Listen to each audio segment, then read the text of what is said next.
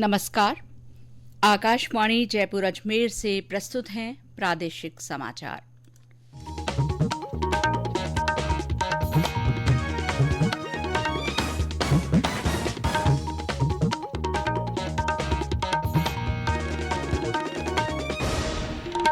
मुख्य समाचार।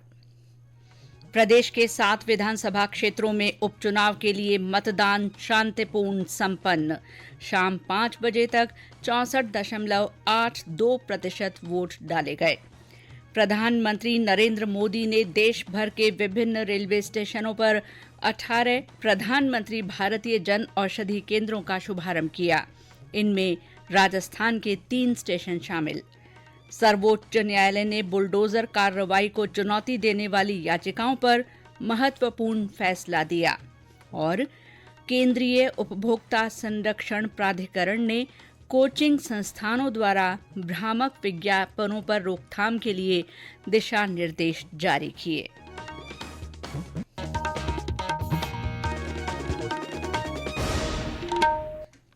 समाचारों के साथ मैं शीला चावला और अब समाचार विस्तार से। प्रदेश की 7 विधानसभा सीटों पर उपचुनाव के लिए मतदान अब से कुछ देर पहले संपन्न हो गया। आज दौसा, रामगढ़, झुंझुनू, चौरासी, खींवसर, देवली, उनियारा और सलूंबर विधानसभा क्षेत्रों में उपचुनाव के लिए वोट डाले गए। शाम 6 बजे तक मतदान समाप्त हो गया। हालांकि नियत समय तक मतदान केंद्रों पर पहुंचने वाले मतदाताओं को वोट डालने की अनुमति दी गई है। निर्वाचन विभाग के आंकड़ों के अनुसार 7 निर्वाचन क्षेत्रों में शाम 5 बजे तक 64.82% मतदान हुआ।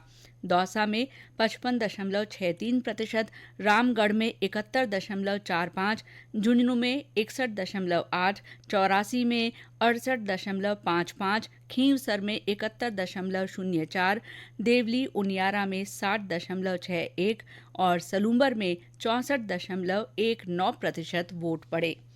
छुटपुट घटनाओं को छोड़कर ज्यादातर स्थानों पर मतदान के शांतिपूर्ण रहने के समाचार हैं। कई जगह मतदाताओं में मतदान के प्रति उत्साह देखा गया। कई स्थानों पर दूल्हे और दुल्हन विवाह संपन्न होने के बाद सीधे मतदान करने पहुंचे। दौसा के कालोता मतदान केंद्र पर 3 दूल्हों ने एक साथ वोट डाले। दौसा में ही कुछ मतदान केंद्रों पर महिलाएं लोकगीत गाते हुए मतदान केंद्र पर पहुंची और अपने मताधिकार का प्रयोग किया। देवली उनियारा के समरावता गांव के मतदान केंद्र में निर्दलीय प्रत्याशी रमेश मीणा ने उपखंड अधिकारी से मारपीट की, जिसके बाद वहां हंगामा मच गया।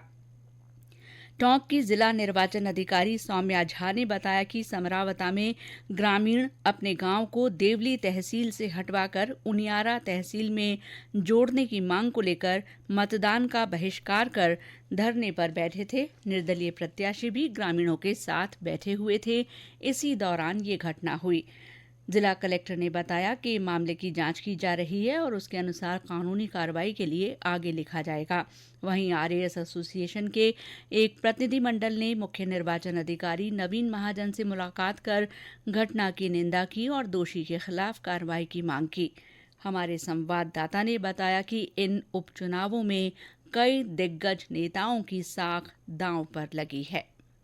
मतदान संपन्न होने के साथ ही कुल 69 उम्मीदवारों का भाग्य ईवीएम में बंद हो गया है। इन उपचुनाव में कई नेताओं के परिजन या करीबी चुनाव लड़े हैं। दौसा से भाजपा नेता किरोड़लाल मीणा के भाई, झुंझुनू में कांग्रेस सांसद ब्रजेंद्र ओला के बेटे और खींवसर में आरएलपी प्रमुख हनुमान बेनीवाल की पत्नी चुनाव लड़ी है।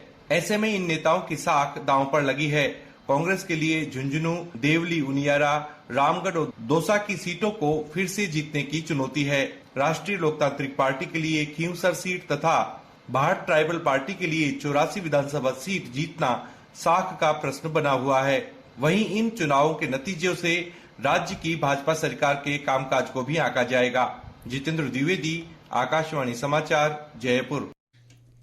प्रधानमंत्री नरेंद्र मोदी ने आज देश भर के विभिन्न रेलवे स्टेशनों पर 18 प्रधानमंत्री भारतीय जन औषधि केंद्रों का शुभारंभ किया।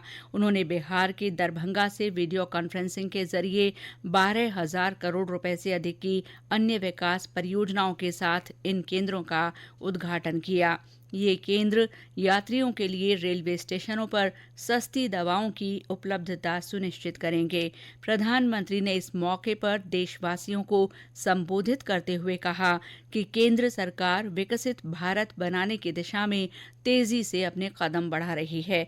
उन्होंने कहा कि केंद्र सरकार देश में स्वास्थ्य सेवाओं के विस्तार और मजबूती पर फोकस कर रही है। सरकार बीमारी से बचाव, बीमारी की समय पर जांच, मुफ्त और सस्ता इलाज, छोटे शहरों में भी इलाज की बेहतरीन सुविधाएं, चिकित्सकों की कमी को दूर करने और स्वास्थ्य क्षेत्र में तकनीक के विस्तार के लक्ष्य के साथ काम कर रही है।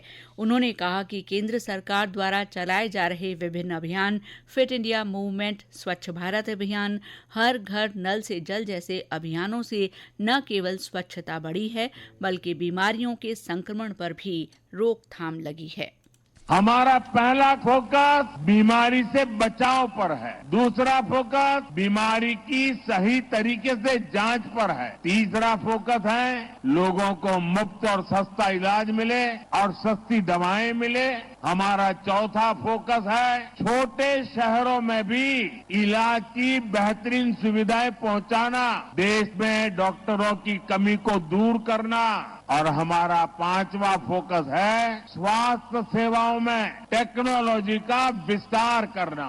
हमने देश भर में 1.5 लाख से ज्यादा आयुष्मान आरोग्य मंदिर बनाए हैं। इससे कैंसर, डायबिटीज जैसी अनेक बीमारियों के बारे में शुरू में ही पता लग सकता है। आयुष्मान भारत योजना से अब तक देश में 4 करोड़ से अधिक गरीब मरीजों का इलाज हो चुका है। इस कार्यक्रम में राजस्थान के भी 3 स्टेशनों पर प्रधानमंत्री भारतीय जन औषधि केंद्र का वर्चुअल शुभारंभ किया गया। मुख्यमंत्री भजनलाल शर्मा इस कार्यक्रम से वीडियो कॉन्फ्रेंस के माध्यम से जुड़े। मुख्यमंत्री ने कहा कि प्रधानमंत्री श्री मोदी के विजनरी लीडरशिप में देश में विकास को अभूतपूर्व गति मिली है। आज जयपुर के दुर्गापुरा रेलवे स्टेशन, बाड़मेर तथा फालना के रेलवे स्टेशन पर प्रधानमंत्री भारतीय जन औषधि केंद्र का शुभारंभ किया गया। मुख्यमंत्री ने कहा कि इससे आम जन को कम कीमत पर दवाइयां उपलब्ध हो सकेंगी। उन्होंने कहा कि राज्य सरकार स्वास्थ्य सेवाओं के विस्तार के लिए लगातार फैसले ले रही है। ये समाचार आकाशवाणी जयपुर अजमेर से प्रसारित किए जा रहे हैं। सर्वोच्च न्यायालय ने फैसला दिया है कि कार्यपालिका व्यक्तियों की संपत्तियों को ध्वस्त करके उनके अपराध का निर्धारण करने में न्यायपालिका के रूप में काम नहीं कर सकती है। आरोपी व्यक्तियों के खिलाफ बुलडोजर कार्रवाई को चुनौती देने वाली याचिकाओं पर एक महत्वपूर्ण फैसले में न्यायालय ने कहा कि उचित प्राधिकार के बिना किसी भी संपत्ति के विध्वंस को मनमाना समझा जाएगा। शीर्ष न्यायालय ने लोकतांत्रिक शासन की नींव के रूप में कानून के शासन पर जोर दिया। 2 न्यायाधीशों की पीठ ने संपत्तियों के अनधिकृत विध्वंस को रोकने के लिए अखिल भारतीय दिशा निर्देश भी जारी किए। न्यायालय ने कहा कि कारण बताओ नोटिस के बिना कोई विध्वंस नहीं होना चाहिए। नामित प्राधिकारी को प्रभावित पक्ष को व्यक्तिगत सुनवाई का मौका देना भी जरूरी है, जिसमें सुनवाई का विवरण विधिवत दर्ज किया जाए। दिशा निर्देशों में ये भी कहा गया है कि विध्वंसक कार्रवाई की वीडियो रिकॉर्डिंग की जाए, उसे संरक्षित रखा जाए, जिला कलेक्टर को रिपोर्ट किया जाए और डिजिटल पोर्टल पर प्रदर्शित किया जाए। केंद्रीय उपभोक्ता संरक्षण प्राधिकरण ने कोचिंग संस्थानों द्वारा भ्रामक विज्ञापनों पर रोकथाम के लिए आज दिशा निर्देश जारी किए। इसके तहत सभी कोचिंग संस्थानों को अपने पाठ्यक्रमों के बारे में प्रासंगिक जानकारी देने को कहा गया है, जिससे विद्यार्थियों और उनके अभिभावकों को गुमराह होने से बचाया जा सके। उपभोक्ता मामलों के सचिव निधि खरे ने कहा कि कोचिंग संस्थानों के पास एक सक्रिय उपभोक्ता शिकायत निवारण तंत्र होना चाहिए। उन्होंने बताया कि राष्ट्रीय उपभोक्ता हेल्पलाइन शुरू होने के बाद पिछले साल सितंबर से इस साल अगस्त तक संस्थानों ने 1 करोड़ रुपए से अधिक राशि विद्यार्थियों को वापस की है। मध्य प्रदेश के मुख्यमंत्री डॉक्टर मोहन यादव आज एक निजी कार्यक्रम में भाग लेने के लिए कोटा पहुंचे। इस दौरान उन्होंने शहर के कोचिंग संस्थानों में पढ़ रहे मध्य प्रदेश के विद्यार्थियों से चर्चा की। श्री यादव ने कहा कि यदि सफलता नहीं मिले तो भी निराश नहीं होना चाहिए। उन्होंने कहा कि जीवन में जिस भी मार्ग पर चलो, अपने अंदर की इच्छा शक्ति को मजबूत रखो तो सभी चुनौतियां पार की जा सकती हैं। उन्होंने कोचिंग विद्यार्थियों को पढ़ाई के साथ साथ पर्याप्त नींद लेने और एकाग्रता के लिए योग प्राणायाम करने का सुझाव दिया। इससे पहले कोटा एयरपोर्ट पहुंचने पर ऊर्जा मंत्री हीरालाल नागर ने श्री यादव का साफा पहनाकर स्वागत किया। भरतपुर जिले के बांध बरैठा से किसानों को 15 नवंबर से रबी सीजन में सिंचाई के लिए जल वितरण शुरू करने का निर्णय लिया गया है। ये निर्णय जिला कलेक्टर डॉक्टर अमित यादव की अध्यक्षता में बांध बरैठा जल वितरण उपयोग समिति की बैठक में लिया गया। जिला कलेक्टर ने कहा कि समिति के सभी सदस्य नहरों में जल प्रवाह के दौरान निगरानी रखकर जल संसाधन विभाग का सक्रियता से सहयोग करें। उन्होंने विभागीय अधिकारियों को अंतिम छोर तक के सभी किसानों को आवश्यकता के अनुसार निर्बाध सिंचाई जलापूर्ति के निर्देश दिए। सांचौर जिले में आज पीएम सूर्य घर मुफ्त बिजली योजना के तहत शिविरों का आयोजन किया गया।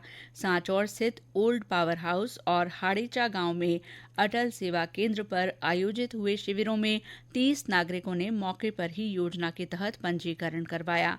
जिले की सांचौर, रानीवाड़ा और चितलवाना पंचायत समिति क्षेत्रों में ये शिविर लगाए जा रहे हैं।